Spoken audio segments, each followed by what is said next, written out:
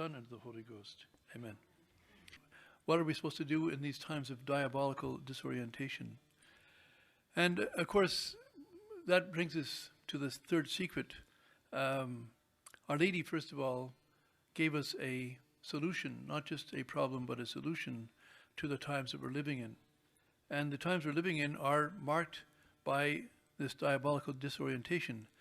Sister Lucy used that phrase so often that we must believe that that term is actually used in the secret.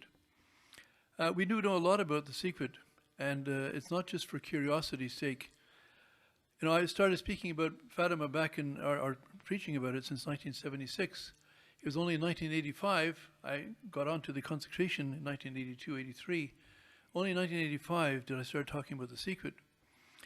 And the reason that happened is because we put on our first conference, which we all forget about, in the Vatican. It actually was in Vatican City.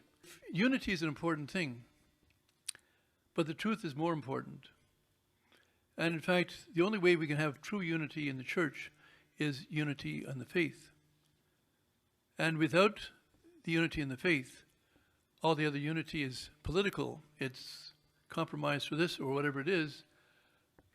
But it's not about picking on cardinals or bishops or priests. It's about saving our souls.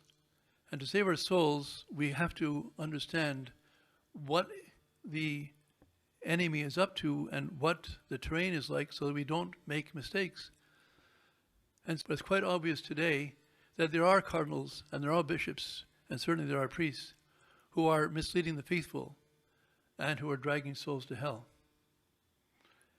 And some people find that hard to understand because I'm a Catholic. I became a Catholic in order to save my soul. And of course, you can't save your soul in any other church but the Catholic Church. But even there, you need to be on your guard that you don't follow false pastors. And again, quoting Jeremiah, and this time we have follow St. John Eudes to understand this concept.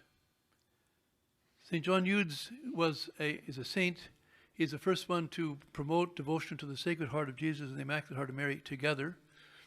His feast day, traditionally, is the 19th of August, and he wrote many books, and we published 2 of them. I don't think we have them here, but one of them is on the excellence of the priesthood. And in the first chapter of his book, he quotes almost on the first page, I think it goes to page 2 or 3, that he quotes Jeremiah. Now Jeremiah God speaks through Jeremiah and says to the people, if you, my people, will turn back to me, back to God, if by fasting and by prayer and by amendment of life, then God will send you pastors after my own heart. So St. John Eudes elaborates on that, but he says, what happens if the people do not turn back to God? What's going to happen then? And St. John Eudes explains, he will send them pastors who are not after his own heart, but rather who are wolves in sheep's clothing, who will slash and drag the souls to hell with them. And St. John Eudes says, when God is angry with his people, that's the worst punishment he can give.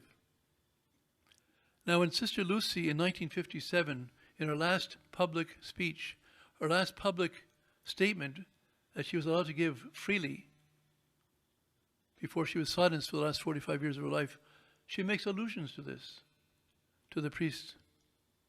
She puts it in much more, shall we say, less bluntly than that I've done and perhaps will do, but she puts it in a way you can understand all the same, which she says that the devil is in a mood for a final battle. And the devil knows that what's going to gain him the most souls is to be able to take the priests and religious. And that way, the faithful being left leaderless will be more easily snared by him. And so we have clues that this is in the secret, that the In fact, that was in 57, December 26th, she gave that talk.